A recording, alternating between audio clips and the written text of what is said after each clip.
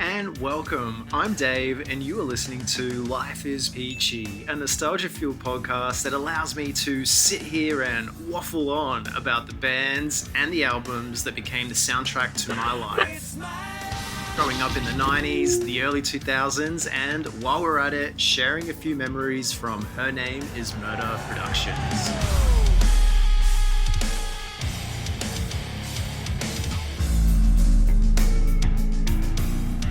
Here at Life Is Peachy, I sometimes talk about, at the very least, often reference Her Name Is Murder Productions, my music video, music documentary business, which I founded in Brisbane, Australia back in 2009. Most of the time, if I do mention this, it's in relation to working with some of the guests who appear on the podcast or any associated experiences to the podcast. And episode 26 is no exception to that rule of thumb. This one stretching back to the very beginnings of it all.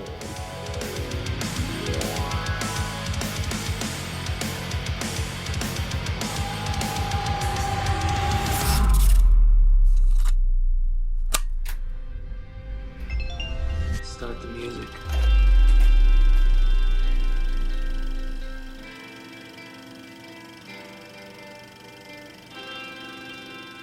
When everything kick-started, it was in large thanks to having some very talented friends spread across a collection of local bands. And beyond that, I absolutely hustled. I was at shows constantly all around Brisbane, taking photos for free and getting the name out there. I was hungry and wanted it. We'll just tell your mother that we ate it all. Just be out there in it. Big mountains, rivers, sky. Just be out there in it, in the wild. And it was through this I befriended a band called Draw First Blood and soon enough booked some shows up north. The first time I traveled, road tripped, the first time I toured with Her Name Is Murder Productions was that trip up North Queensland in 2010. I went with the guys to Mackay to document the experience and work with a bunch of local bands, and this was one of those moments that really opened the door of opportunity. This was that first explosion. The distance between Brisbane and Mackay is 965 kilometers, or 11 hours non-stop in a car.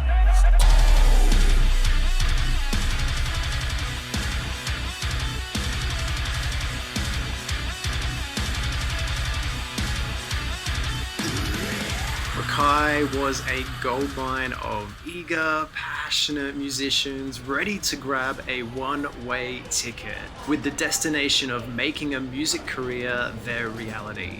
I met a group of bands that would incidentally pave the way for Her Name Is Murder to work around Australia until I made the move overseas at the end of 2014.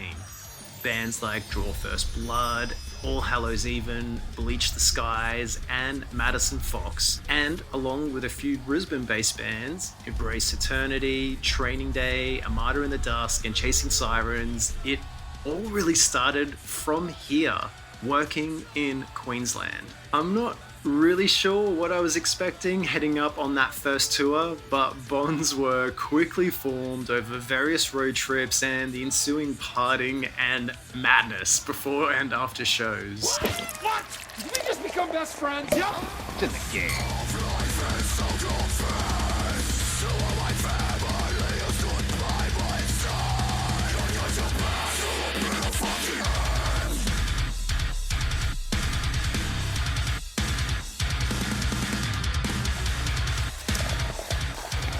I had never been to Mackay and honestly wasn't expecting much of a scene, and in all fairness, why would I?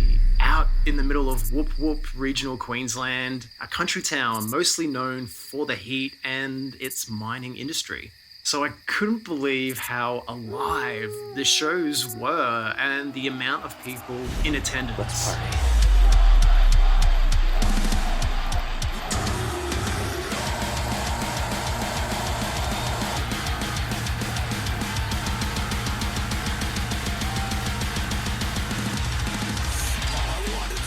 Draw First Blood, who at the time I would go as far to call them the Parkway Drive of North Queensland, were local kings of their castle and always scored a support spot for all the metalcore heavy hitters coming through town.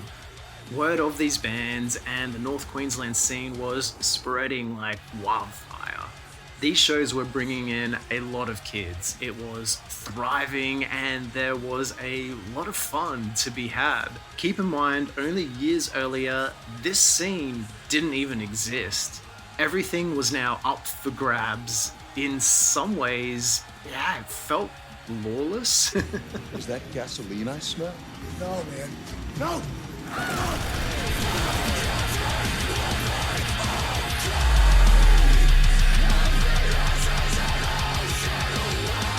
This was my first taste of tour life and making the whole experience in front of me my movie set. Music documentary. With these bands, something special was formed and it was contagious. It was a time when all of us were living large and everything felt possible. To infinity and beyond!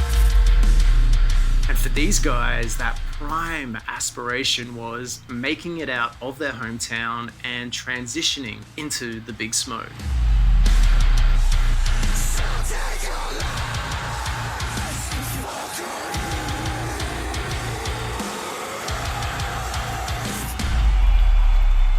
Chasing our dreams together and your belief in me when I started it all. A huge shout out to all those Queensland bands from those early years. Thanks to you, I am here where I am today with Her Name Is Murder Productions. Get on with the ceremony. Transition.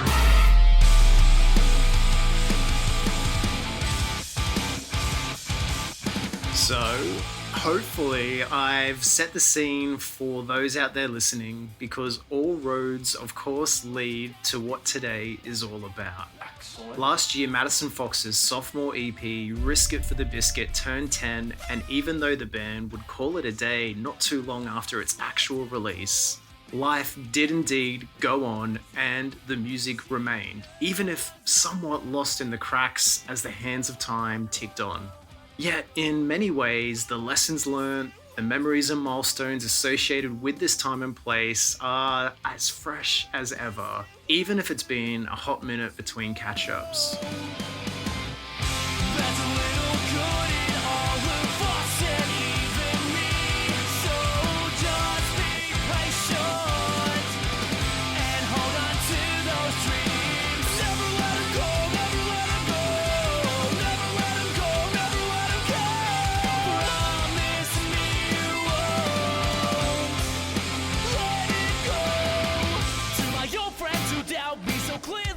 Today's a special one because the Life Is Peachy podcast is joined by an old friend from those glory days, and we're here to talk about chasing dreams, something we can all relate to.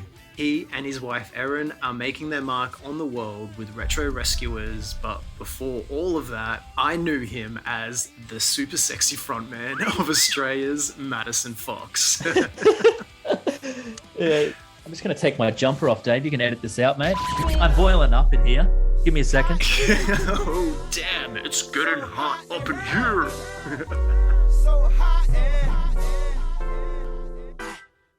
Oh, you can leave that sound effect in the groan. Oh, yeah.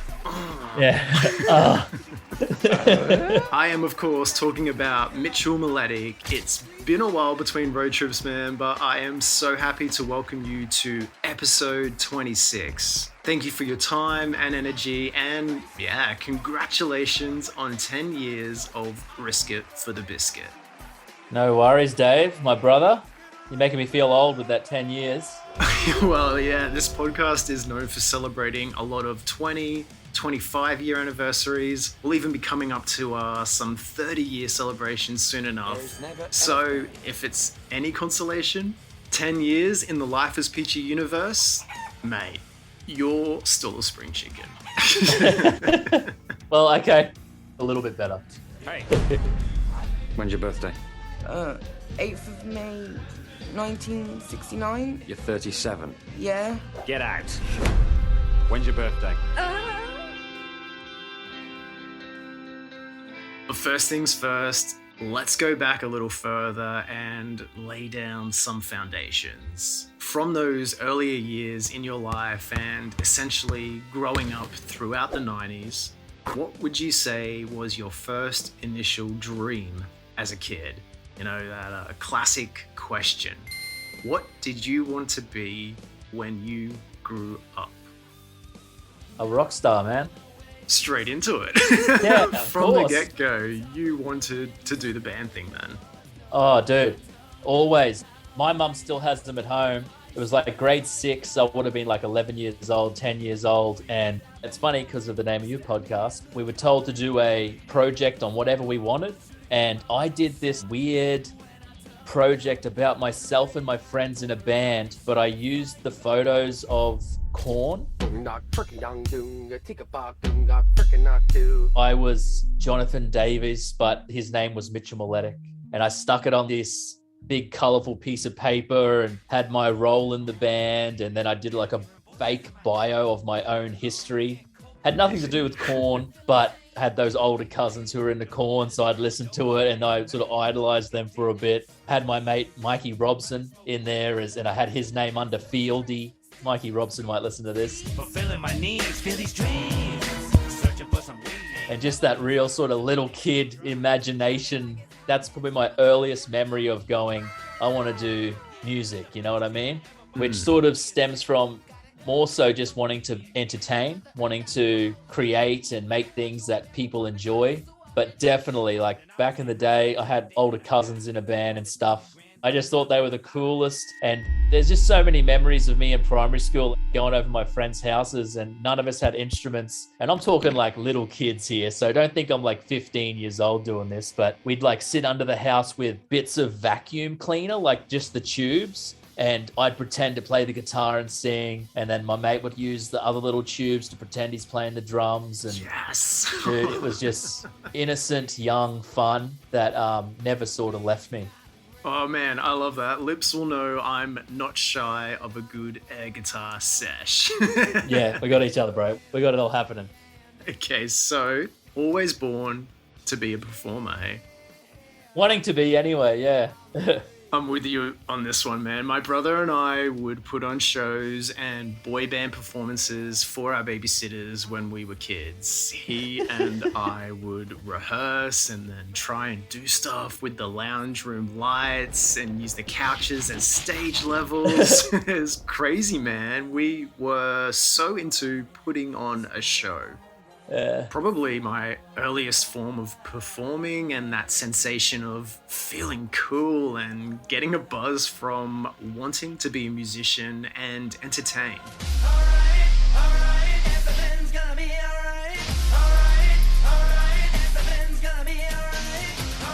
Oh, best time, man. Yeah, best times for sure, man.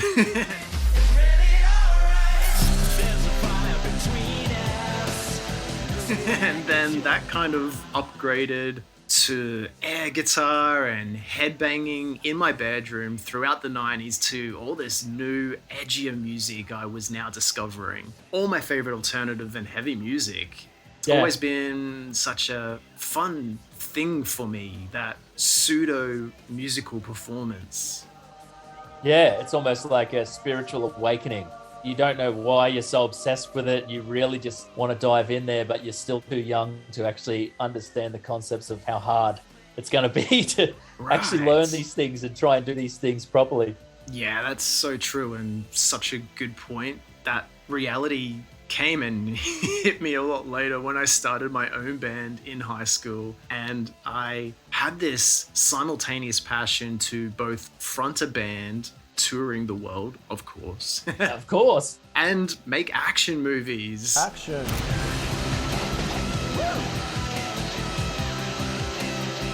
I quickly realized what that first dream demanded and what it took, including, of course, the talent aspect of it all.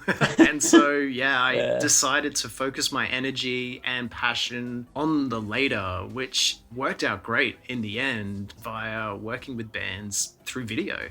Yeah. I love this job. But before we talk the actual formation of Madisonfoxx, let's get some perspective for the international listeners. How would you describe Mackay in North Queensland, and more so, what was the Mackay scene like, say, 10, 15 years ago? Pretty much non-existent. Before the whole emo scene, I'm going to say emo scene, I know a lot of people cringe at that, but that's exactly what it was.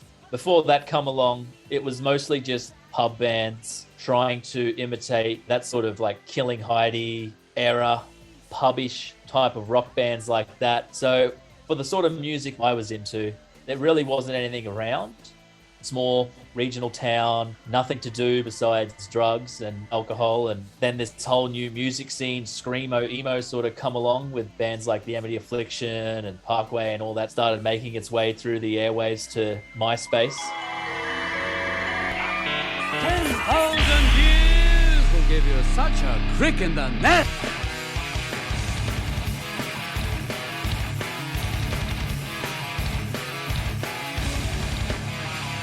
Everyone really started to pay attention to that style, and in our town there was no bands like that. And even though we were just horrible, absolutely horrible at the start there, we put on a show and we got a humongous turnout simply because there was nothing like that. And then that was sort of what made me go, you know, this town has enough people here that are into it and excited about this sort of music that we can probably keep kicking it on and bring a bit of a scene here. It's really cool hearing a bit of this history, because I remember coming up to Mackay a couple of times, I would say from 2010 onwards. And from the very first time, I remember really being blown away by the turnouts at these shows. Yeah. There definitely was a great run of years up north with a heap of great shows and tours happening, and a lot of bromance between all the bands and that camaraderie within making the scene thrive. Now that picture has been painted, earlier you were talking about rocking out with your mates when you were a lot younger, pretending to be in a band and being that rock star. With this scene forming, how did that then transition to starting a band and the creation of Madisonfoxx?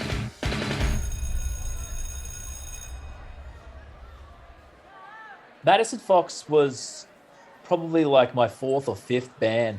Oh, wow, okay. Yeah, I was in bands in high school and stuff, and we'd play like the school socials. I was like this weird lost kid who wanted to be like this punk, but I was still getting around in like city beach clothes and playing Bennet riffs over and over at my school socials in these bands. But then once I left high school and sort of quit school with the idea of I'm going to go be an entertainer, that's when Madisonfoxx was formed. And I had musicians around me that were actually talented.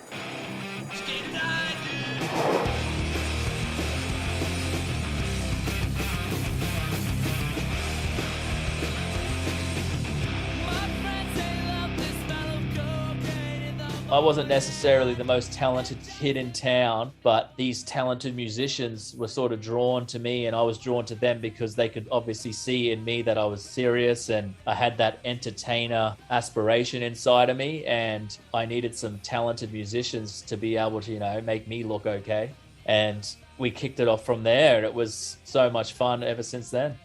And I imagine from the very start you had a clear-cut idea with what you envisioned for the band, right? You probably wanted to take this as far as it could go. Yeah, definitely.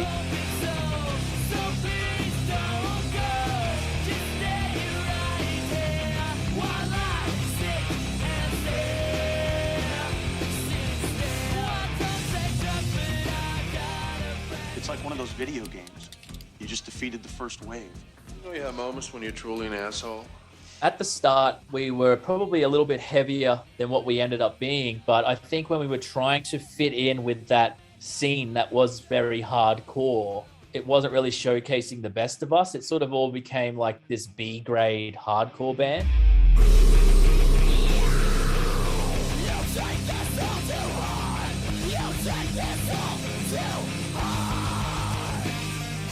It was only maybe like a few months into us doing that we started to realize that where we feel most comfortable is where we should very much push. Our influences of like the Getaway Plan, things like that started to shine through a little bit more instead of just going along with the hardcore heaviness that was around at the time.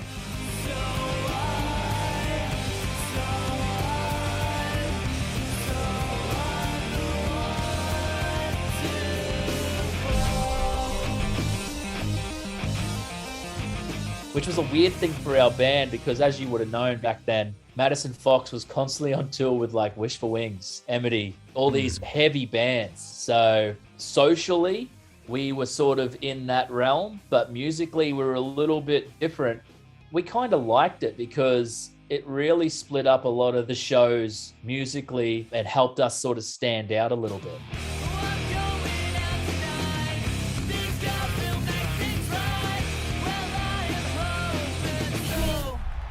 Yeah, I would definitely agree with that because you had the credentials of drawing in a certain heavier audience thanks to all the bands you had played with. But then the evolution of your sound would have opened you up to an even wider audience, and I kind of look back on it as the best of both worlds.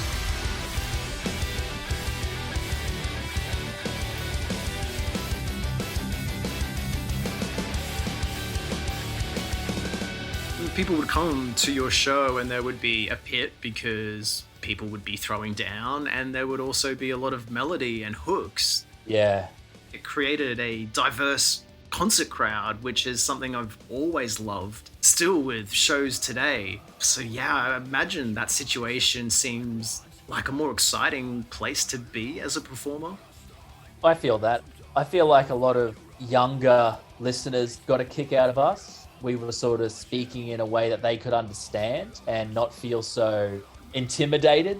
Because you got to remember, these hardcore shows, they were intimidating for people who were like 15. And then they'd see a band like us that on the outside and the music-wise seemed a little bit less intimidating. And they sort of, I guess, saw a little bit of themselves in that. And that's what sort of helped them get into what we were doing. I mentioned before the concept of camaraderie, and on top of that, that communal passion. Do you think bands like Madisonfoxx and Draw First Blood played an important part in putting that whole North Queensland scene on the map and getting it heard? I think so.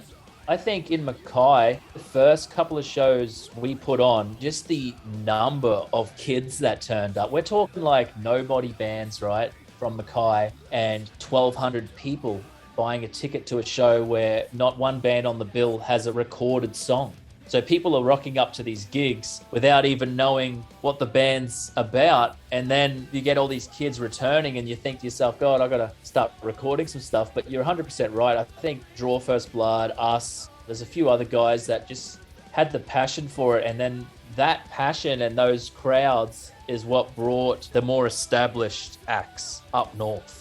You know, Townsville, Cairns, Mackay became new southeast Queensland sort of tour route. All these bands that would never leave Brisbane, now they were actually making the trip to Mackay and up to Cairns because the shows were worth it. There was a real passion in North Queensland for that sort of music.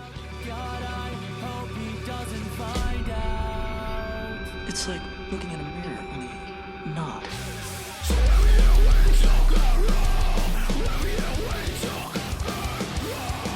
Back then, even though it's not really that long ago, that was a massive rarity for sure. Oh, yeah. We're talking like 2007, 2008. Yeah, it was a really awesome thing to see flourish and come out of that area.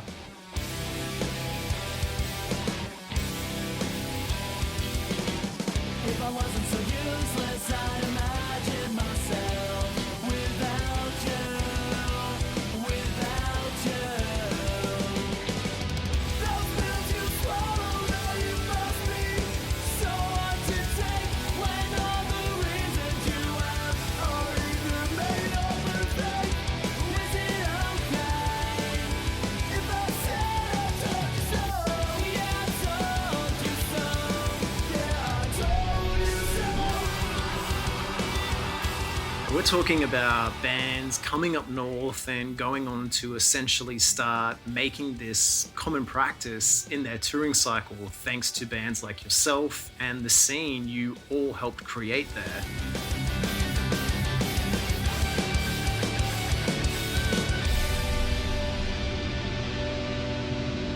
We interrupt this program to bring you a special report.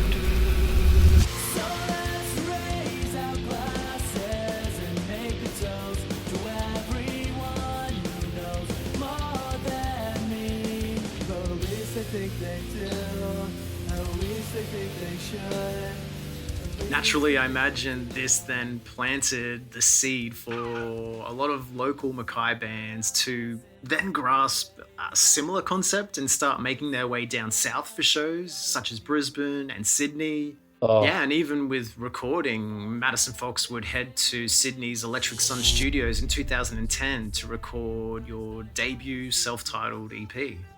Up to that point, Electric Sun Studios and the producers working in-house had already well and truly established themselves at the forefront as a recording studio, especially for those bands breaking through to that next level of professional reach and success. I went to that tanning place your wife suggested. Was that place The Sun? Bands like Tonight Alive, Heroes for Hire, House vs. Hurricane, In Heart's Wake, The Bride, Viada's Murder, Sienna Skies, and North Lane had all recorded there. What was that experience like, leaving your hometown and making the trek down south as a band to professionally record for the first time? What did you learn about yourself from that experience? I learned not to be such a cocky prick because I was in way over my head for that first CD. I really underestimated how much work and effort it actually takes to make a really good EP. We managed to get through it and we did what we had to do, but it taught me from then on, I was head down, ass up, putting in the work, because that experience of being in that professional scene, in that studio where some of the coolest Australian acts had recorded, it sort of opened the floodlights on me of what it's going to take to be on that level. So it was a really cool learning experience for me. And I think that era for all the guys in the band recording at Electric Sun there instilled some serious passion into us that this is exactly what we want to do. And it sort of gave us that kick, you know, like we can do this. Imagine if we're sitting around putting in 100%, the next CD is going to be even better. But for that first recording at Electric Suns, I think it was like just one big lesson for us on what it was going to take for the future efforts to get where we wanted to go.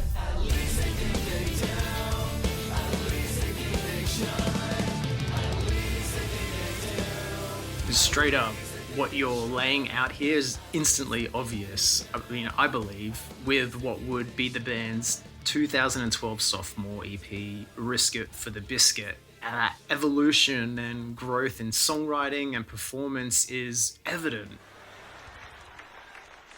If you're starving and somebody throw you a cracker, you're gonna be like this. God damn, that's the best cracker I've ate in my life.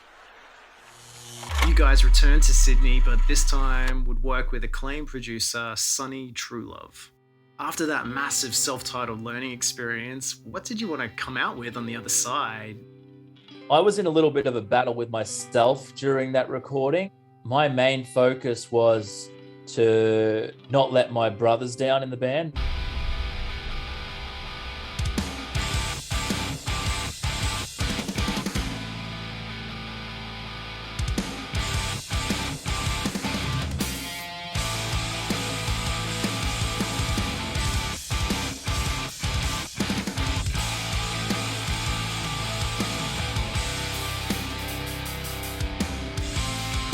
Well, today's the day that I forget about my past. I'm holding on to the memories.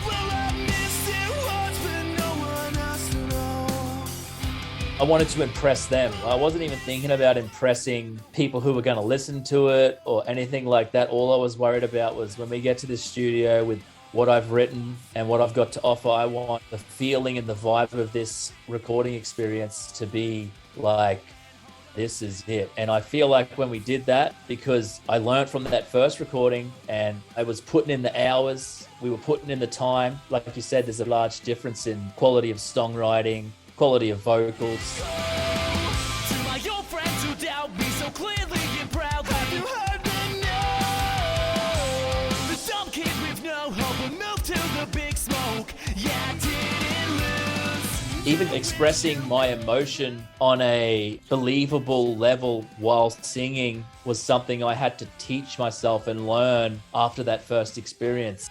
Getting myself into that emotional state of I'm feeling what I'm singing about and I want it to sound believable. I think that was one of the big things on that CD for me that I'm very proud of, is that everything I'm singing, it sounds like this guy's feeling that and it sounds believable. I think that's a good word to use, believable.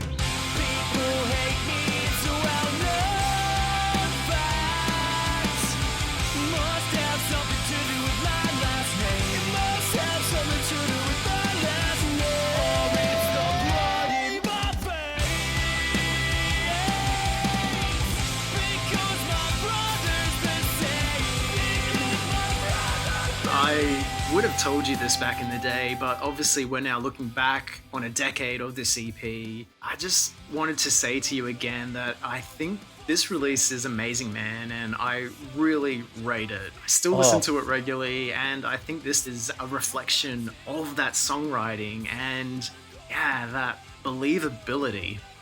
I hadn't listened to it for a long time, and you hit me up about this, and I actually had to listen again. And yeah, I really appreciate you saying that. Listening to it, it made me feel proud. I was like, man, I really underestimated how good we did on this. I think every song has its own special place, and everything sounds like you wouldn't change a thing.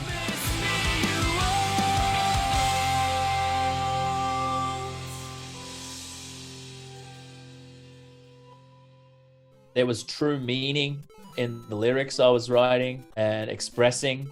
It's a time in my life that I'm going to cherish forever. Like, there's moments in my life that have been awesome, but nothing compares to that week sleeping in bunk beds, following our dreams and creating something that I was really proud of.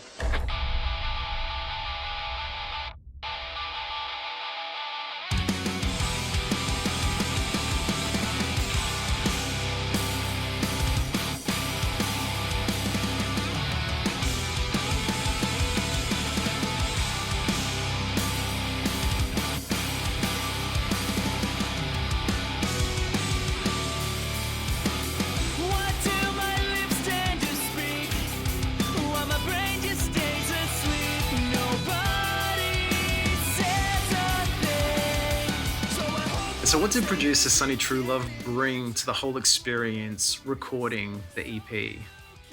He made me feel really calm.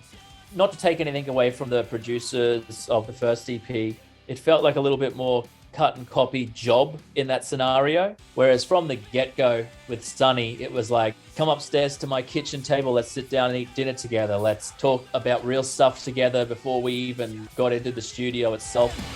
I wish I was 15 again. The only thing you had to worry about was when you get it in. My soul was a little bit cleaner, and I had no dirt on these hands. I made a close friend, and her name is Anxiety, and now she lives inside of me. My old friends have her leaving. She's back. He was awesome at getting rid of the fluff in our songs that didn't need to be there. Like, we rocked up with like 6-minute songs. We're not Metallica, like, what are we doing? And he was awesome at just being pushy enough as a producer to say, this is shit, you don't need this. This is really good, keep this.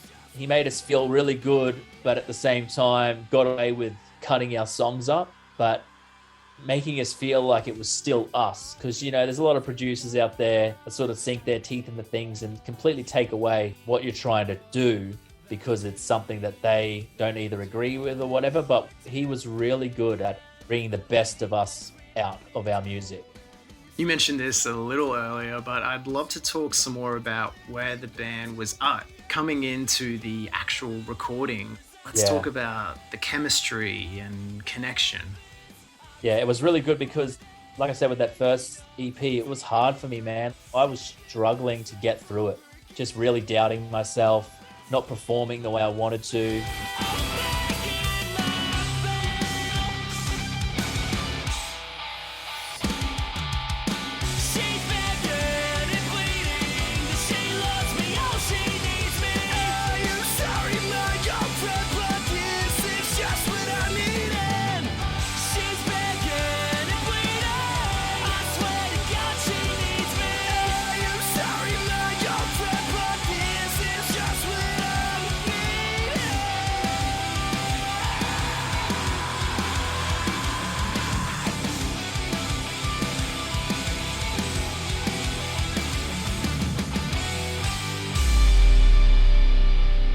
This time with Sonny, I felt on top of the world. I felt like the man. I felt so confident and without being egotistical. It was a weird confidence.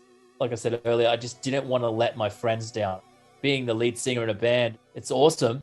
But at the same time, if you're not up to scratch or you're not doing what you should be doing, you're really letting those awesome, talented people that are around you, pushing you forward, down.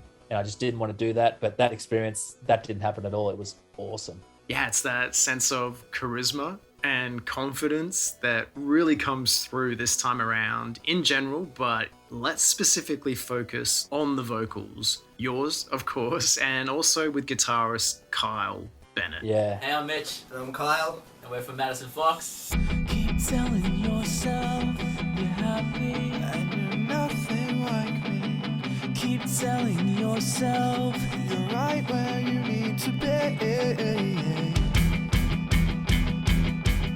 I'm really interested to hear more about this interplay of vocals between the two of you because that was utilized so well this time around, and I really feel it went up to a whole new level.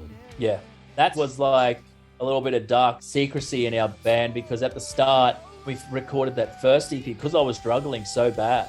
There was times I was like, well, I just won't be in this band because I can't get this right. I can't do these things that are required of me.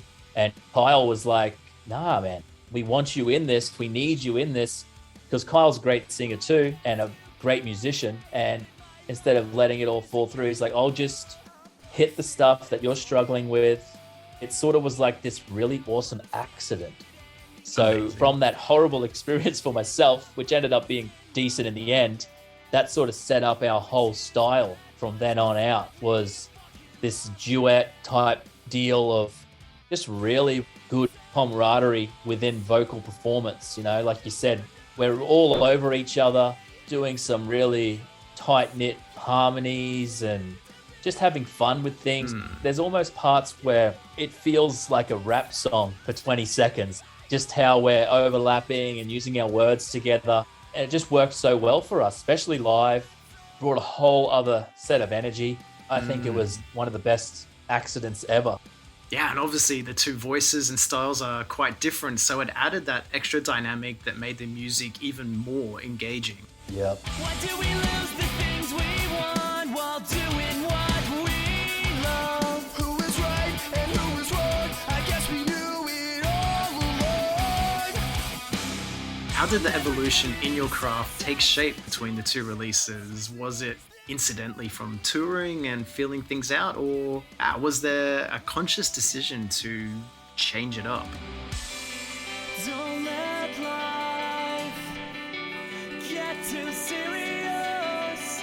It means the same to all of us. So why are you choosing to throw it away? You'll throw it away. Why are you choosing to throw it away? You'll throw it away.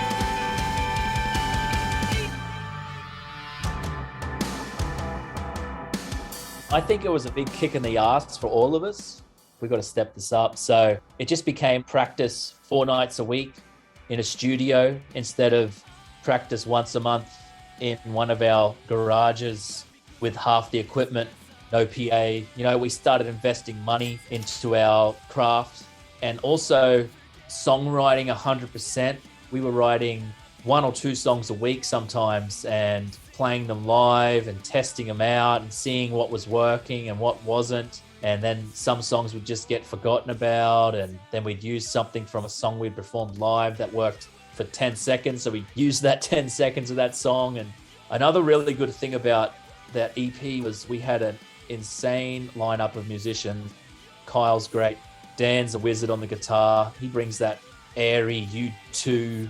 He was a big Edge fan growing up, and you can really sort of hear that fall through in the music. And Matt, the drummer we had during that, is now actually the drummer of the Chainsmokers. Yeah, it's pretty wild. So random. He played at the Super Bowl, so just gone.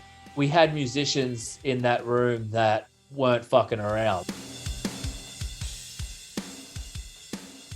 I was in really good company. Come with me if you want to live. I always felt like the younger brother with all those guys. And to this day, I'm just so thankful that they never gave up on me, and they were always so supportive whenever I was doubting myself. And it's just so humbling that people with that much talent wanted to stick it around with me.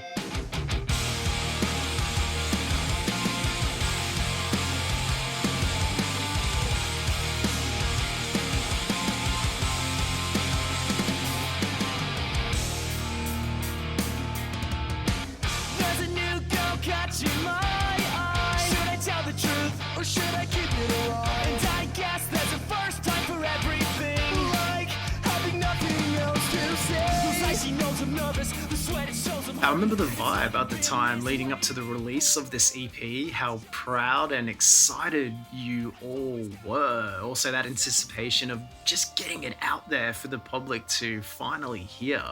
Yeah. Once Risk It For The Biscuit was released and you started playing and touring for it, what was the actual reality of everything for the band once it was out there? Would you say it was a little lost in the shuffle? Yeah, I feel like we were so proud about that recording, and the reception, like you said, it sort of just got lost in whatever was going on at the time. And I just felt like people were not really giving it the chance it deserved. The era of that type of music was really evolving and changed. And I think a lot of people expected the same sort of thing from us. And I always say this over and over, and I talk to the boys sometimes, and I always say, I wish we released a different single. I wish we released one of the songs on the EP that represented the CD way better. We sort of picked the song that was, I guess you would call it the radio song or the poppier song. It has next to none of the emotion that the other songs do.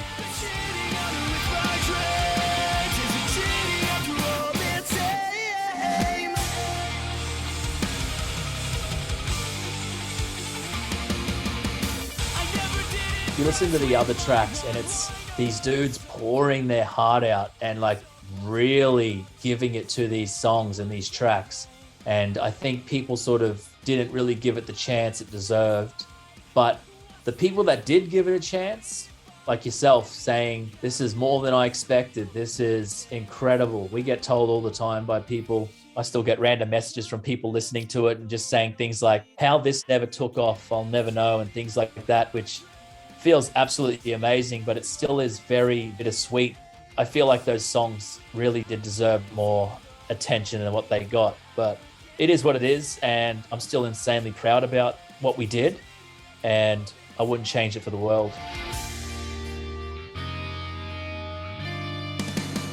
And I guess that now I know you're just like the rest. You've got me watching my steps, and I'm a father's son. I should've listened all along.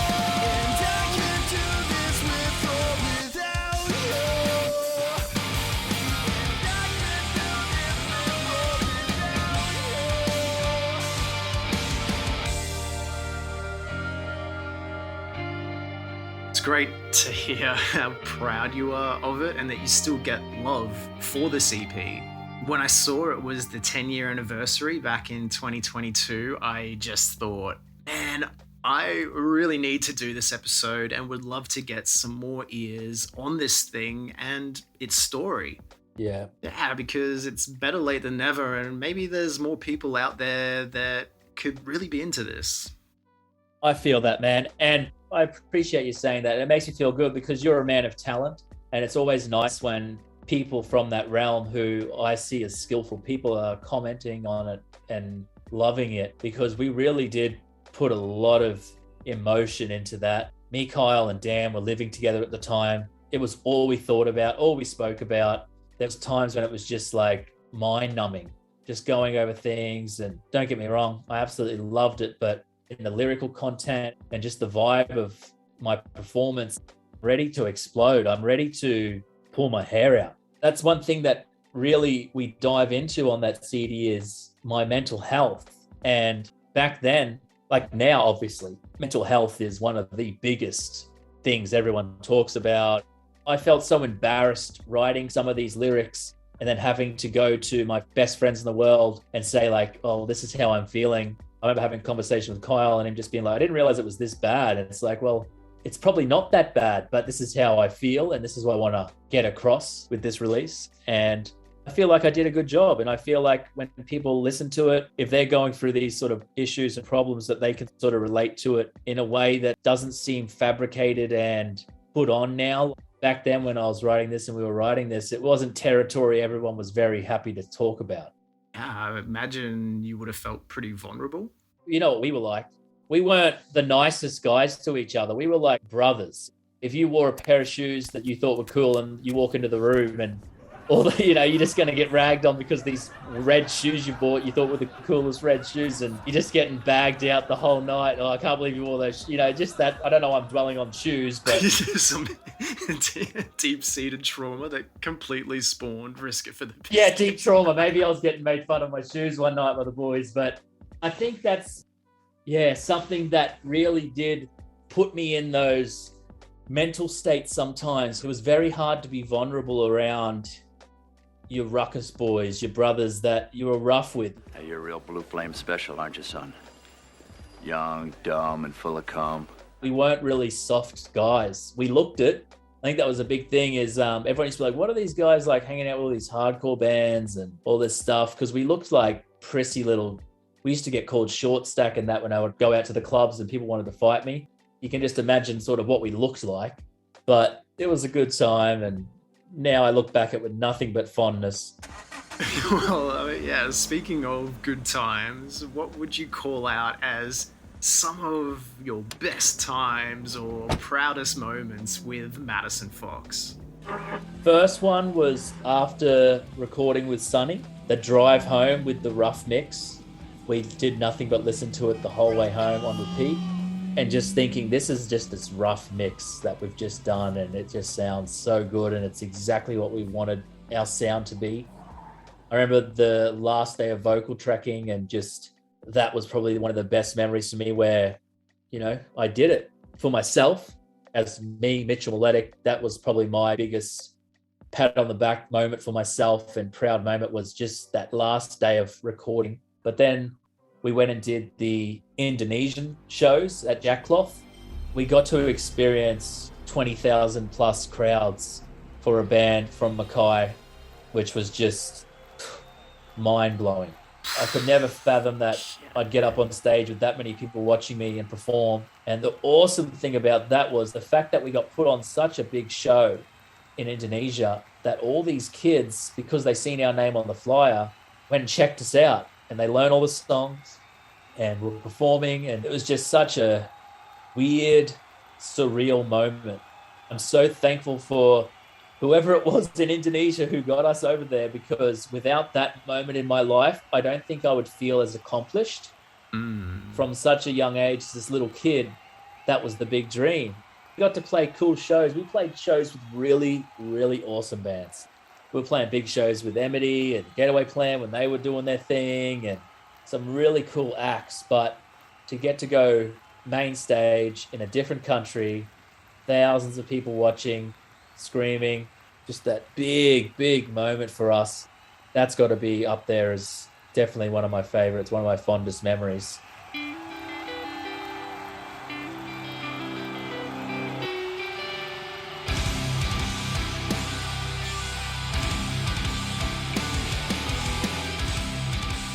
It just feels like such an epic full circle moment, you know, faking it with parts of a vacuum cleaner to then playing overseas in front of 20,000 plus people. That's really serendipitous, and it just seemed the perfect way to go out. Yeah, definitely. Like, I wish that was our last show, really, because we did one more show after that, which was all right. But it was a real special moment. When we rocked up, I remember Kyle coming up to me, because we would talk a lot before we played, and he said to me, even if no one comes up to the stage, just act like there's thousands of people here. Like, we were like getting ourselves into that.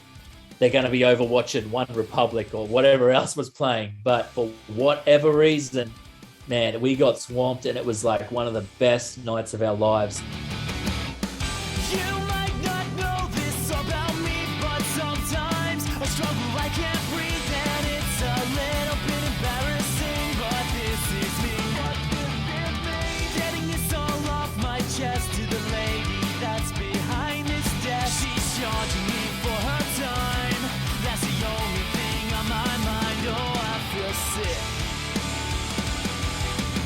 Well, this room's too innocent for what I wanna say. I remember one of the guys, I won't put him under the bus, was pretty much crying like a baby after it. It was that emotional, man.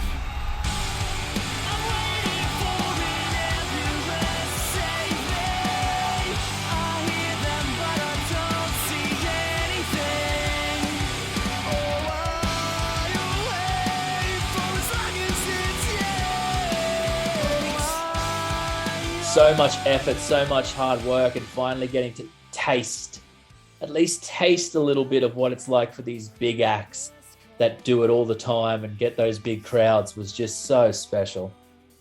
Oh man, like I'm thinking about it now, like just things like your parents getting to see that. All your life you've been telling your parents, I'm going to be a rock star, I'm going to do this, and you never really had anything to show for it besides a couple of RSL gigs and no money. That was a proud moment for me, and I'm forever grateful for that chance to play that show. Goosebumps, dude. That iconic end of set, band in front of the huge cheering festival crowd photo. Yeah, seeing something like that, I describe it always as a proud parent moment. In Indonesia, playing that huge show. One thing that I loved is, you obviously know Blair, who was the drummer in the band for 99% of its life, but that It For The Biscuit era, he had actually left the band.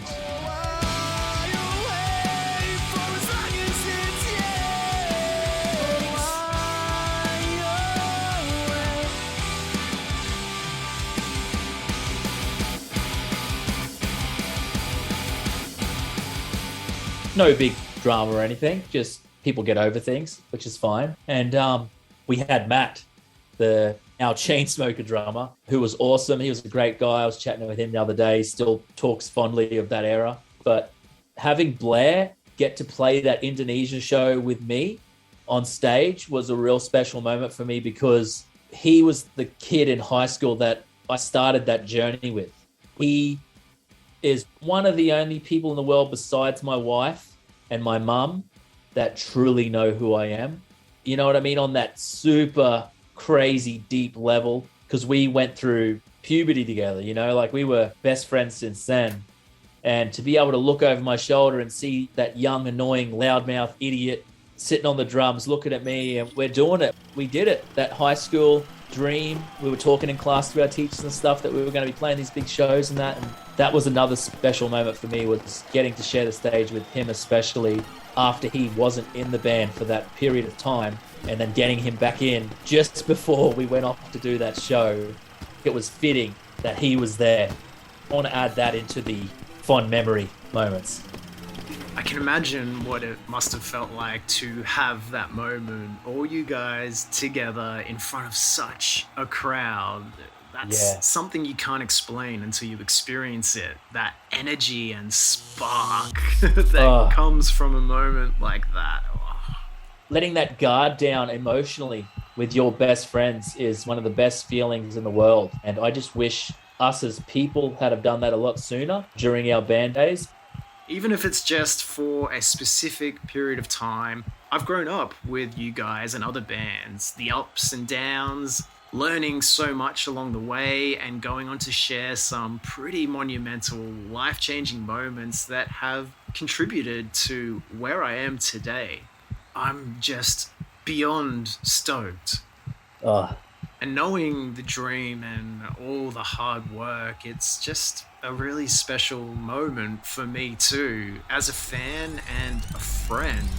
Yeah, it's just so cool, man. Oh, well, that's awesome, man. I'm glad you felt that way because, as you probably know, we didn't necessarily have that many people in our corner. We were kind of a standoffish band. We really were tight-knit dudes who didn't like letting the walls down and letting other people in. And you were one of those rarities. You were like this super sweet, nice guy, like just the best dude ever. And it was such a weird scenario, you know, like we were usually hanging around the world's most biggest scumbags. And then Dave comes along, just the best filmographer around, like making these film clips for us for literally nothing while everyone else is charging through the arse and you're doing better than everyone else. So we were so glad to have you in that circle and just stoked that you sort of believed in what we were doing. But as you know, it wasn't a big circle, which I think may have been a part of our downfall. We probably could have been a little bit more sucky-uppy. We probably could have stayed at gigs longer, all that sort of stuff. But you live and you learn. But I'm glad we've got the relationships we did build, and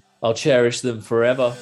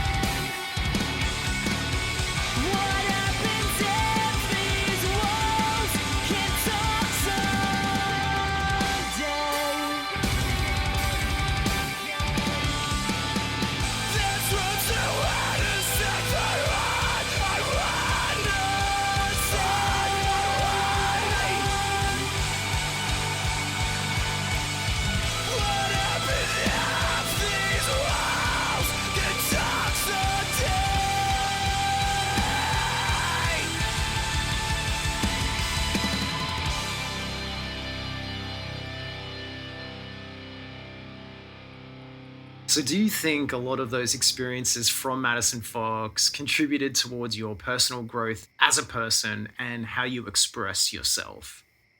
1000%. Right. Dude, I used to have this real weird insecurity growing up that came across as arrogant, just like a wanker, pretty much, a fucking dickhead. Some motherfuckers are always trying to ice skate uphill. I don't know if you see photos of me when I was in school and that, but I was a pretty fat kid covered in bright red pimples and peroxide. Like, I was a joke when I would talk about wanting to be an entertainer and a rock star. It's like, are you kidding yourself? You're a loser. And I thought my jokes were bad. So I took that energy through life as like, I have to be on the back foot all the time. I have to be ready for someone to say something mean or negative to me all the time. And that's what created that vibe that I used to have during those days. Like a created persona character almost. Around my friends and that, I was like a really quiet, reserved guy. But in public, I would always feel the need to be the first to say something arrogant and rude so that no one says it to you. Obviously, you dive into your psyche and you work those things out. But at the time, I just thought it was being cool. But now you look back at it and you're like, no, I was just a very insecure guy who was terrified of being made fun of. Yeah, sure. Get in before anyone else gets in, and that acts like your bulletproof armor. you begin to like the fact that people are like, oh, that guy's a dickhead. It's like, yeah, sick. All right. I'm on their radar. That's cool. But it's not cool at all. So upon taking the time to work on yourself and your eventual move to Melbourne, can I ask what factors led to not only that stage of your life, but the eventual breakup of the band so soon after the release of the EP? After that release and nothing really coming from it, it was shattering. Right. The ego took a hit, the pride, and it just felt like, well, what's the point? You know, I feel like that's some of the best things we could ever do and no one really seemed to care. So what's the point? And it sort of gave me especially, and I know a couple of other members in the band, just that lazy vibe of like, yeah, why even try anymore? And there was a couple of people in the band still who didn't feel that way. So I guess it was inevitable that it would just end. And one of the guys wanted to pursue other musical avenues and university and try and get their life, you know, straight after spending years and years doing this. Don't you think I ever wanted other things? Don't you think I had dreams and hopes? What about my life? What about me? I was in agreement because I wasn't going to argue to keep it alive because I was feeling just tired and done. And I moved back to Mackay, just had the high life being in the band, playing all these cool shows and doing these things. And I'm back home with my parents in Mackay, working in the meatworks and an abattoir. Just imagine, you know, going from this absolute freedom to back home with your parents, waking up at 3:30 a.m. every morning, walking into this death factory, and just the worst job in the world, bro. My parents are still there, which kills me. They've been at it for like 35 years there. Because the listeners don't know, I'm white trash. I'm born and raised white trash, but I try to hide it. But it just wasn't me. And I just felt so dark in that time, man. Like, what am I doing? I'm working this job I hate. I feel like a complete loser. I went to this dark place, man. I remember moments this sounds so funny when I say it now, but it was dark. Like, I'd get home from work and I would do nothing but eat pizza and watch The Nanny in my dark air-conditioned room. There may be somebody stupid in this room, but it sure ain't me. At the time, you just think, oh, I'm just enjoying this. But I was flat out depressed. I was so fucking depressed. Not creating anymore, not enjoying my life. And it was such a scary moment in time. So I was there for like a year doing that, maybe 2 years. And then an old friend of mine started talking to me. I hadn't spoken to in ages, and he was a filmographer.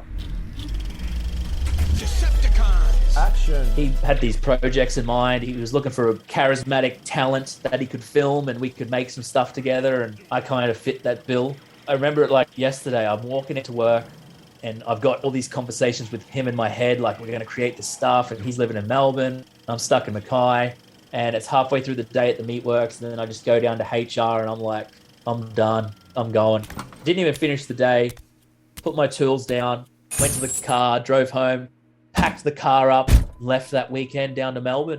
And yeah. Shit, man. No way. Yeah, man. Just absolutely on a whim. Wow. Not even thinking about it, really. Nowhere to go. Just going to my mate's house, going to sleep on his couch.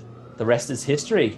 Retro Rescuers was born, and since then, I've sort of built this whole new entertainment avenue, I guess you could say, and it coincides with my business, and I could never be happier.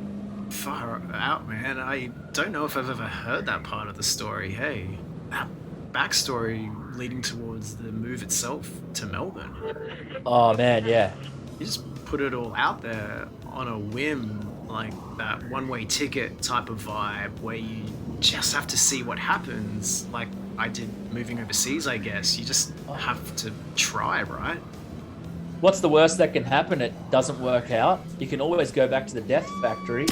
I wasn't worried about never being able to have a job again. It's just more people need to understand. And I think it just comes down to a lot of people as well, especially with parents. I think people even in their 30s and that are still so worried about what their parents are going to think or their close friends or whatever. And it's, man, if your gut is telling you something, just do that.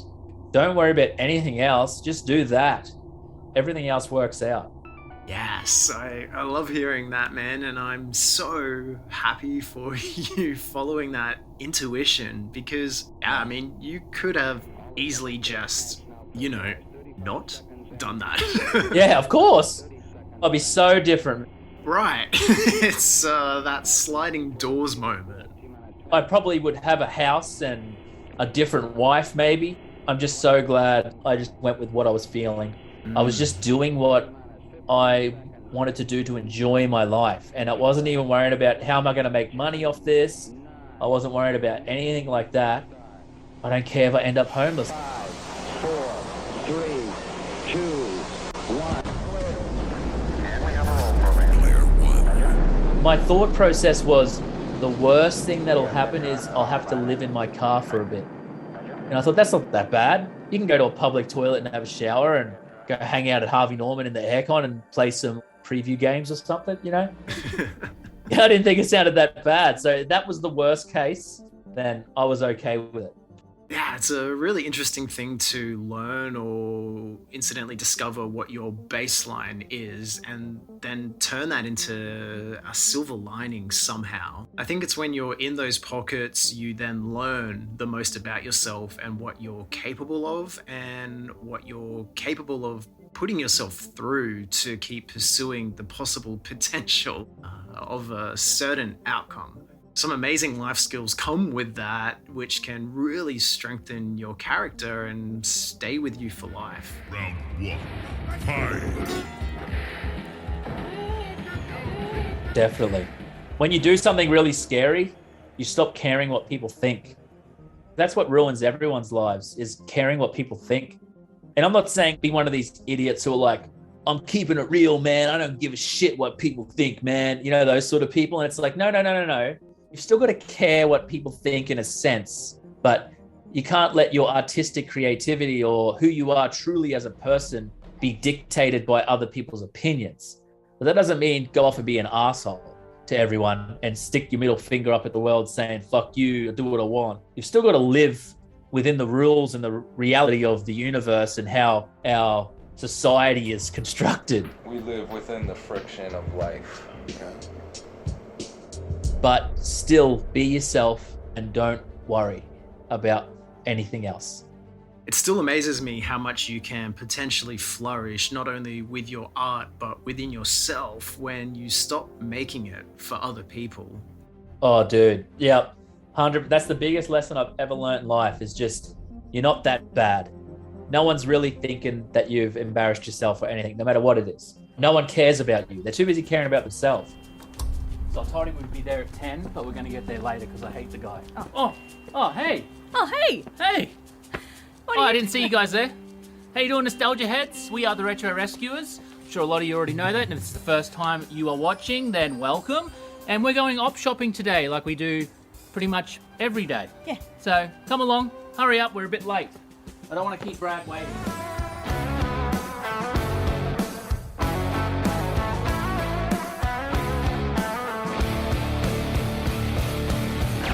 And so that's the perfect segue to talk about where you are now with your current baby, Retro Rescuers. And well, when it all comes down to it, you're still performing after all this time.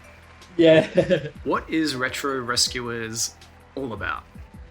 I'll give you a little history on how it all started. As you know, Dave, I'm a pretty big retro video game collector, absolutely Sega obsessed.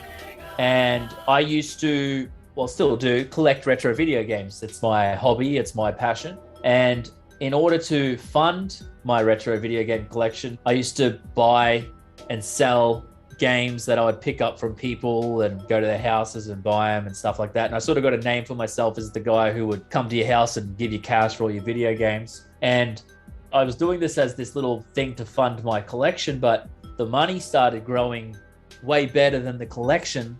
And I realized, hang on, I'm making more than I did at the Death Factory, selling 64 Nintendo games. So I'm going to keep doing this, you know, it was like an accident. I was just literally doing what I love and what I like to do. And then it evolved into this retro dealing career where it snowballed into not only video games, but toys and collectibles and comic books and old promotional items and anything under the sun. And when I met Aaron, Retro Rescuers wasn't really Retro Rescuers. It was just Mitchell Miletic buying and selling things. that he liked. And she was the one that sort of put the seed in my head, like, this is really interesting. No one really does this. This is a few years ago. A lot of other people have sort of jumped on the train now, but she said, you should make like a social media page that showcases where you find these things and how you hunt them down. And I was like, maybe. Read it. Between the lines. But then we did, and ever since then, all those years ago, it's just grown into what it is now. 50% entertainment, 50% business, and a whole lot of fun. It's science. Yeah, it feels like a lot of fun, and there's definitely something about trying to capture or recapture that affinity with the 90s. Yep. And I don't know if there is a definitive answer for this, because let's be honest, the 90s is the 90s and there's a lot there. But the 90s. If there is a way you can express it, the million-dollar question: what does the 90s represent or mean to you? I think it's, for me and most other people, that nostalgic feeling of not a care in the world. Would you settle for a PG-13 relationship? It's not so much the item or the toy or the video game. It's sitting down in your bedroom with nothing to worry about except like what flavor of potato chips you're gonna eat while playing this game. You know, like those sort of feelings. It's kind of like when you smell a perfume that your ex used to wear, and it could be a horrible feeling, it could be a good feeling, depends on what your ex is like, but it's the same thing, you know, picking up a Super Nintendo cartridge and blowing it and smelling that plastic dust and that click feeling when you put it into a console.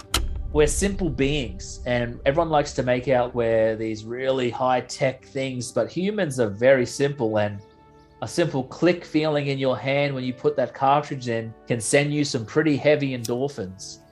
You don't realize it, but it's the same as taking a bong hit. It's the same as anything else that gets you high, but maybe not to the extent of a drug, but it's that sense of calm, relaxation, no worry, just a time that, for me especially, was just some of the happiest times of my life. Yeah. I think that's what a big thing is for me. And just the whole vibe of the 90s, man.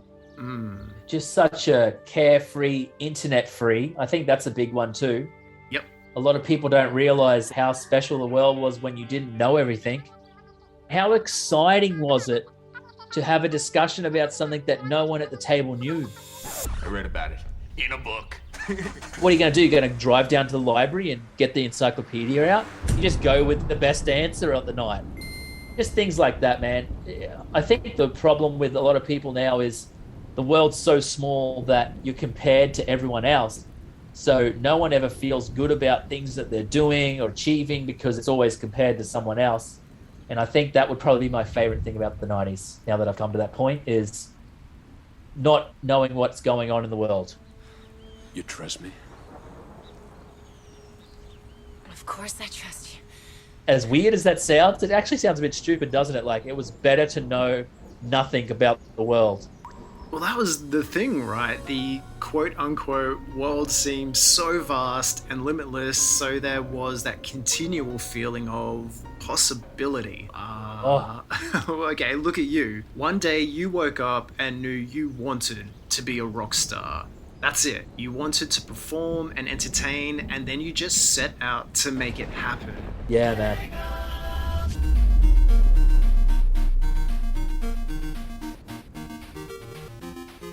No questions asked. You just set out on that path. No knowledge, no training. Yeah. Just the dream and determination. Yeah, so true. Because you only had 3 other people doing the thing you were doing. And comparably, you were just as good as them or had the same vibe. It was all good, but the world seems so small now. It's not as vast as it used to be. I imagine this would have to be somewhat similar for you. It's just a really nice vibe, having this community, having people together to share that nostalgia, to share those feelings and some of those best moments of life. Yeah, man. It seems like Retro Rescuers is really a place that brings people together to enjoy all of those things. Is that how it feels for you? We've got a really cool community, like you said, that is just full of people from different lives, all different backgrounds, different countries. By your powers combined, I am Captain Planet. Captain Planet, he's our hero. Gonna take pollution down to zero. He's our powers. Growing up with different nostalgia items, you know, it's not like a bunch of people that only played retro video games now. It's people who collect like old scarves that they had when they grew up in England and it was cold and there's a certain brand of scarf, whatever it is. Never. It's going to take them back to that place. And it's just so cool, the people that we get to talk to and meet. It just feels so silly because it's literally just me and my wife driving around, hunting down toys and fun things. And we've managed to make a really awesome living out of it that doesn't feel like work. It doesn't feel like a job. It just feels like playing. That's the best word for it, is like we just literally play every day. And I think a lot of adults need to remember that play is just as important as exercise and healthy food and all those sort of things. Doesn't matter how old you are, you're playing, you're mucking around, having a giggle, you're not being so serious. That's what we are, and it's real. Whatever you see from Aaron and I, that's how we live our day every day. And it's so good. It's so fun. Yeah. I like to play. Dude, play is so important. I have that with my wife. I have so much fun with her. Sometimes I can't believe how much I get to be the real me around her and enjoy who I am while with her. Yeah. But it's so easy to get swept up and not prioritize the importance of play, because at the end of it all, it does make a difference to that quality of life. It's a primal instinct to play.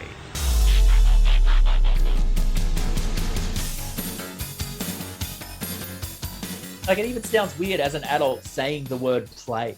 I'm going to go play. Like, imagine the look on people's faces if you're like, oh, I'm going to go home early today. I want to have a play. People would just be like, what the fuck is this idiot on about? He's going home to play? And it's I'm going home to have a play. I'm going to have a play and forget about all this other bullshit for a bit, even if it's 15 minutes. But yeah, you got to play. Got to have some fun, man.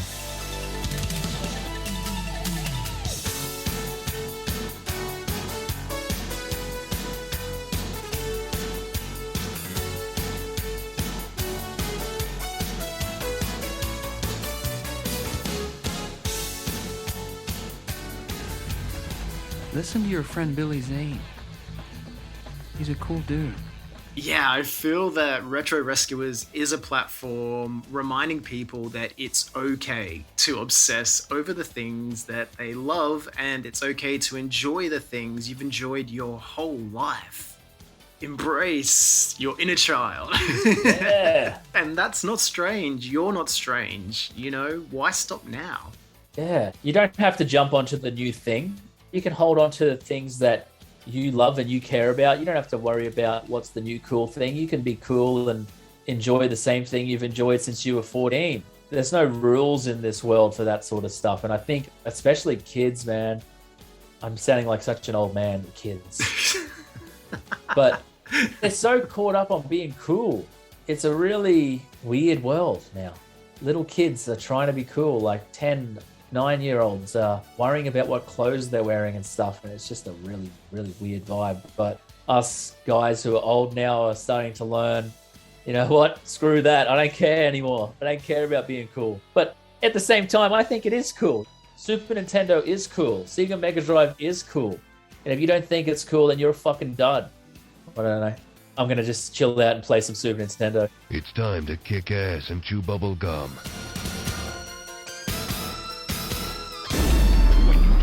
Step up to this kind of power, this kind of challenge, this kind of flying, crashing, feeling.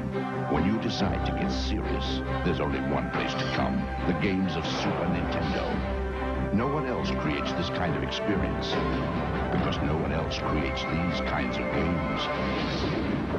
Now you're playing with power, superpower. It's so awesome that hobby has turned into what we do now. This year especially has blown up for us. We've had some really cool opportunities, being on a current affair, as cheesy as that is, but still really rad that those guys hit us up and we did a cool little segment on current affair. Like, Sandra Sully, bro. What? Yeah, it's iconic. Yeah, it's like, fuck yeah, Sandra Sully, I'll do anything you want me to do. We're not worthy. Yeah. Another thing that my mum's going to absolutely love, it's going to prove to my mum that her son's not a loser. Pretty cool write-up in That's Life magazine. Amazing stories about real women every week in That's Life magazine. It's these weird little moments, man, where I'm like, as a kid, these iconic Australian media things, and it's like now we're getting invited to be a part of it as old school and as not current as they are now, and to some people a bit of a joke or whatever, but I'm still super stoked and just so happy that these sort of places are noticing us and wanting to hear our story. It's really awesome that after all the band stuff, you're creating more milestones. Yeah. The hubby and wife team have dedicated their lives to selling nostalgia and in turn are making big bucks in the process. Mitchell and Erin Miletic join us now live from their home in Melbourne. Hey guys. How we doing? Good. I'll give you $50 for the pluck a duck jumper. Come up a couple of pineapples, we might be able to help you out. I need that. What a way to make a living. Yeah. Mitchell, when did you decide to turn this hobby into like a whole business? Right now, doing these interviews with these places like That's Life, and that even though it's happening right now, it's still so nostalgic. Honestly, I'm being serious right now. I've been really giving thanks because of how quickly this sort of bit of success has come to me for just having this fun time. It's just such a great feeling, and I do not take it for granted 1 second. Even though I'm nowhere near where I want to be, like my end goal, but for how fast it's moving and how happy those people are around us that are being involved with what we do, oh man, I couldn't ask for anything better right now. Make somebody a fine wife someday. You should see me bake a cake. The fact you're getting to do what you love with your best friend and wife. Yeah. I mean, that's actually amazing, right? And honestly, man, I'm really proud of you and where things are at.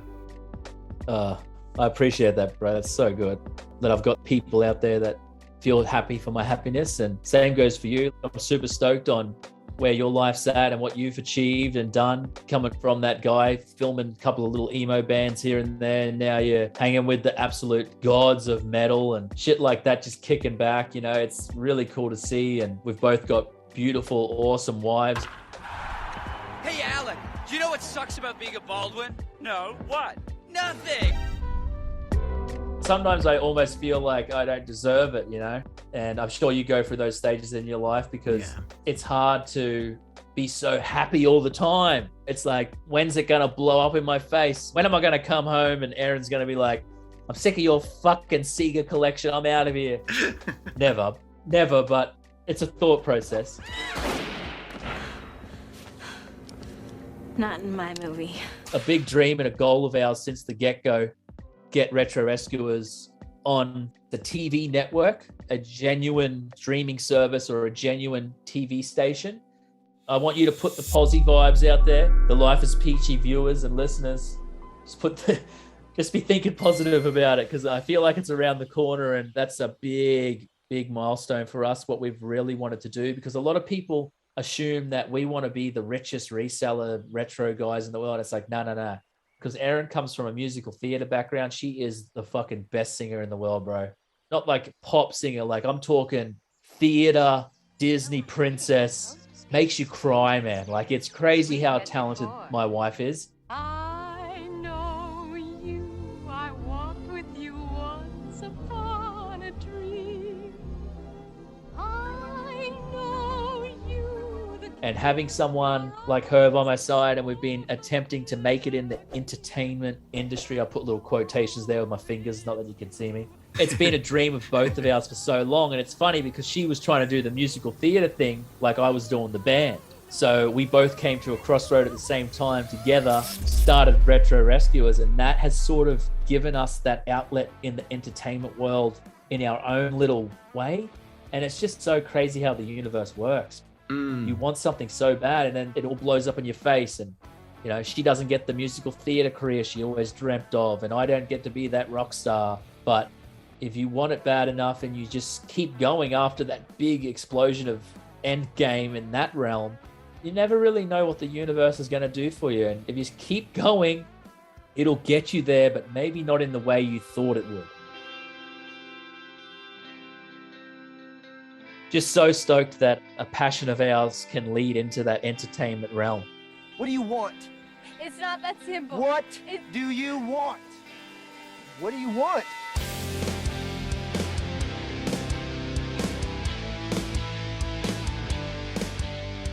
Aside from catching up for the 10-year anniversary of the EP, I just really thought there would have to be some listeners that would cross over nicely to what you're doing and enjoy Retro Rescuers. Yeah, definitely.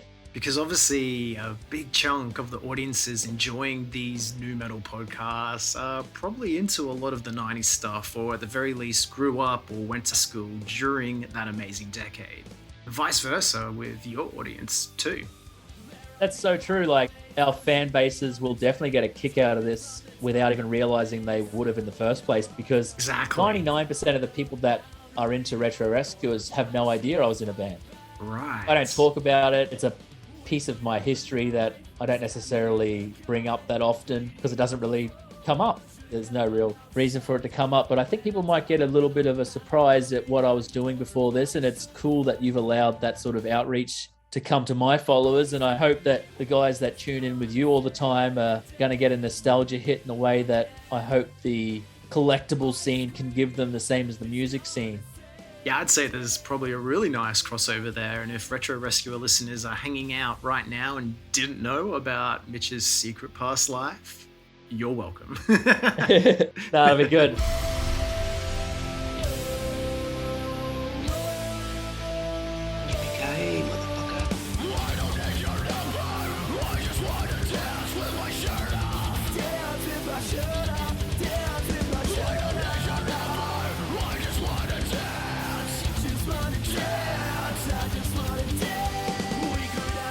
We might get up to 30 listeners a month on Spotify. Raising those stats, man. I don't even know how Spotify works because our band didn't put the CDs up on there. And CDs, God, I sound so old, man.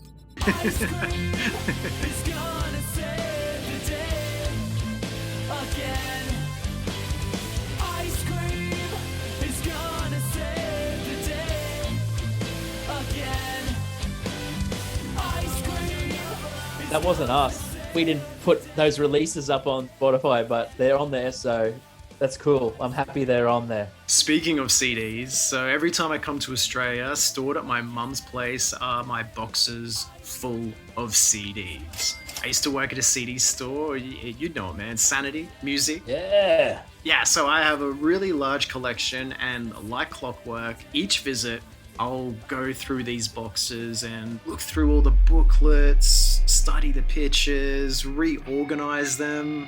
Dude, it's like a massive endorphin hit. Oh, so cool, bro.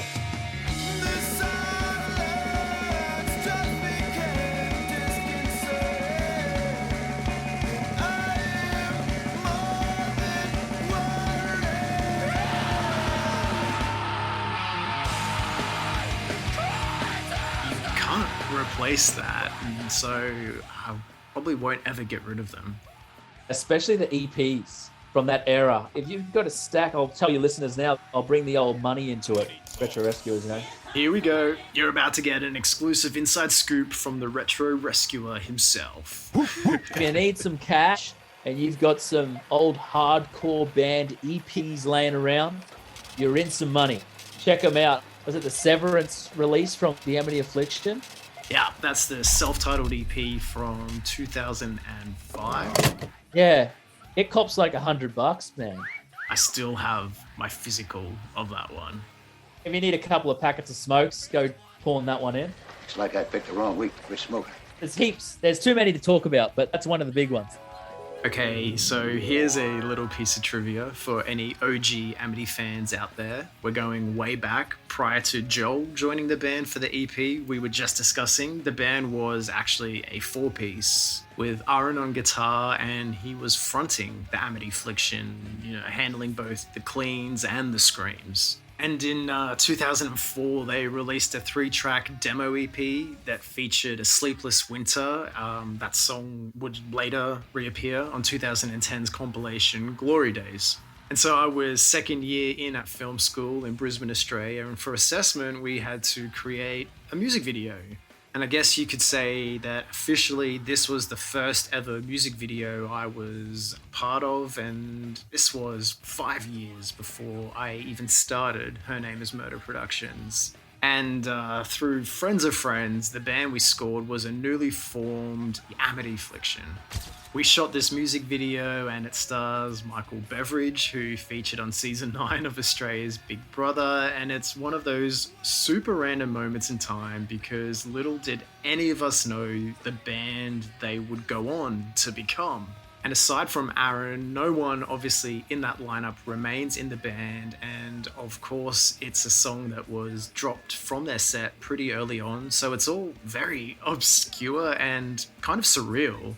The video itself exists online. I'll link it in the episode details. It's a trip out, and at the very least, it's a good laugh. You should read some of the comments in the YouTube upload. And they even reference it in their documentary, Seems Like Forever. It definitely seems like forever ago, another time, another life. But yeah, collector item EPs. I reckon a few of your listeners will be running to the cupboard. Yeah, or to Mum's garage. Please tell me you've still got that Prom Queen CD. Yeah. Yeah.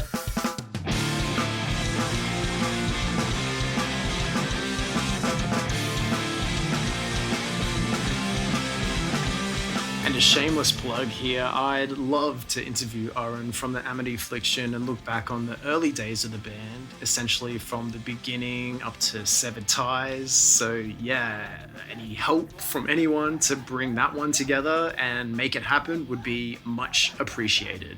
Losers always whine about their best. Winners go home and fuck the prom queen. There's definitely a lot of treasure you can potentially make money from, and then there's the other things where you're like, nah, I'm gonna keep this. Yeah, of course, man. Yeah, like a lot of old band shirts, Draw First Blood tees, Parkway tees from when they were selling them themselves and it wasn't a merch guy.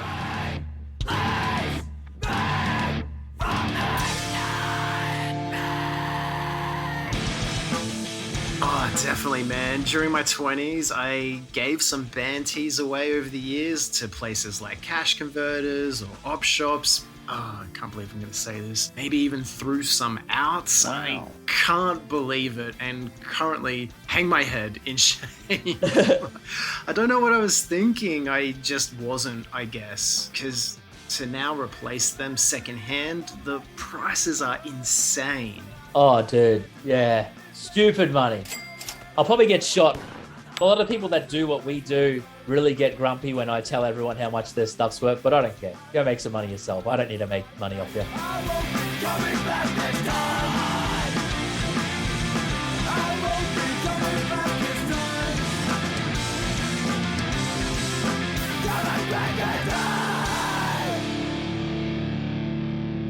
We were at that market a few months ago. 50 cents, we sold it for $800 at the end of the day. And then the next week we went back to the market and we gave the guy $400. So we bought it for 50 cents and we thought we'd go back and hook him up with 50%. The profit margin was just a bit too much for our salt. Yeah. I didn't want to go down below.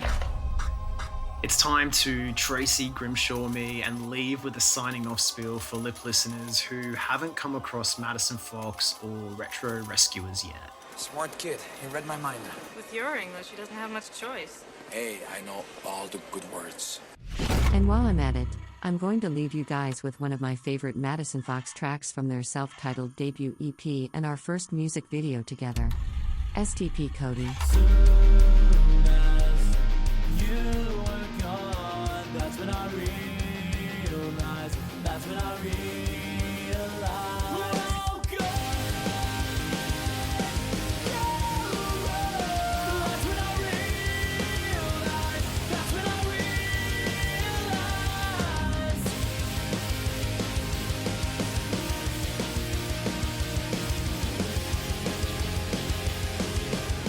just stoked that you gave me a reason to go back and listen to it again. Because like I said, it had been years listening to it again. I was driving around op shopping, of course, and I had goosebumps up my arm while driving around. Just that feeling of like, yeah, me and my boys made this, and I think it's pretty cool, and I'm proud of it, and I'm stoked that you gave me a reason to go down memory lane with that. And when it comes to Retro Rescuers, I hope people can check us out. You can look us up on YouTube if you just type in Retro Rescuers. We've got some pretty fun episodes on there where we take you around op shopping and showcase some nostalgia finds and give you some cool information about how much some of your old toys and things like that are worth. Check us out on Instagram as well. We've got a big following on there. We go live op shopping at least twice a week. So you can cruise around with us as we're actually in the shops, and people get a real big kick out of that because you're there with us as it's happening. But other than that, you're the man, Dave, and I love you immensely, and I'll always hold on to the memories of us chilling out in the swimming pool underneath the stars, talking about our future. And it's just so awesome to see you so happy and where we've both come so much farther than we were sitting in that pool in our jocks. So you're the man.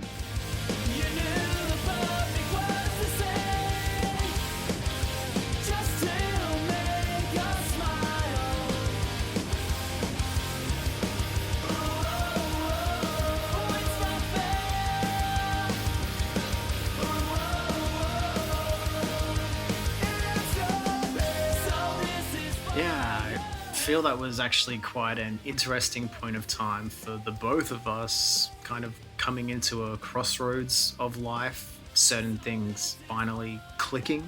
Yeah. We were just putting it all out there in a conversation, a lot of hopes and dreams, and it's been a long time between conversations like that, but I'm really thankful that here we are now, just diving straight back into it like old times. Once again, being able to reflect on the past and also celebrate looking forward to the future. It was one of the first times in so long that I was able to talk to a friend with the guard down fully. And I'll always appreciate that, and I'll always remember that. And you've always got a place in my heart for that, allowing me to speak my mind and truly talk to someone about where I wanted to head with my life.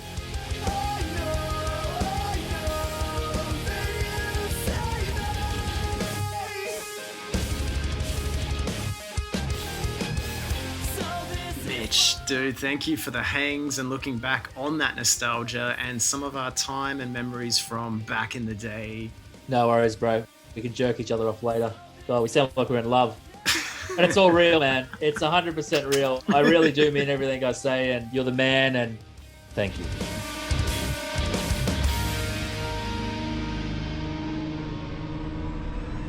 I love this job.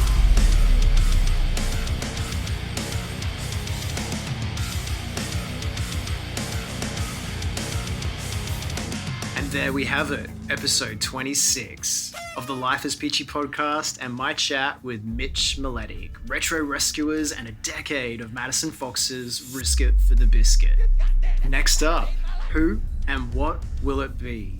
You can always head over to the Patreon where there are a bunch of perks including early guest and album reveals, additional episode content exclusively through patreon.com/Life Is Peachy Podcast.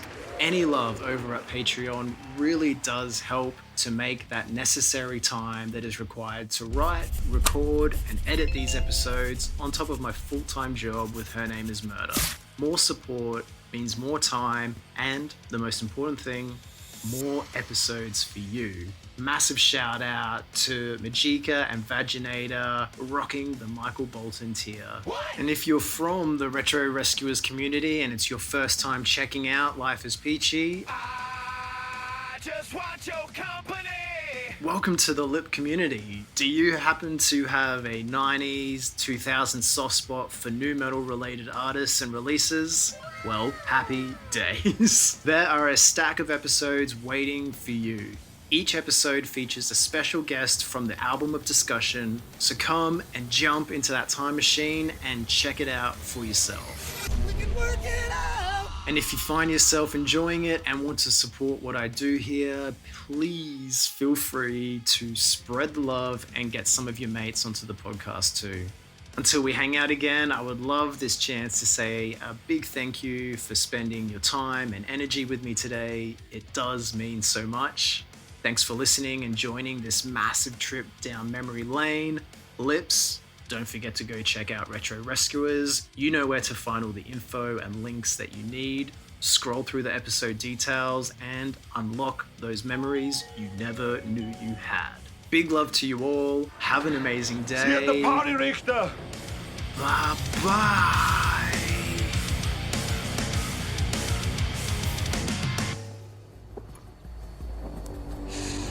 You know, I can eat a peach for hours.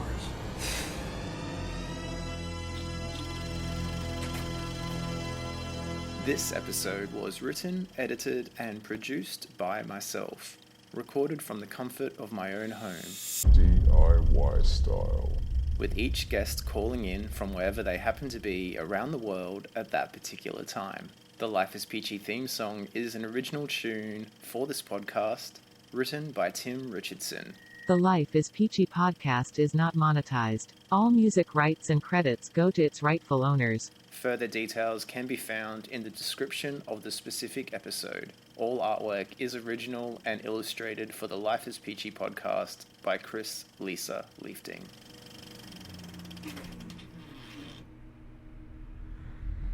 And I'm all out of gum.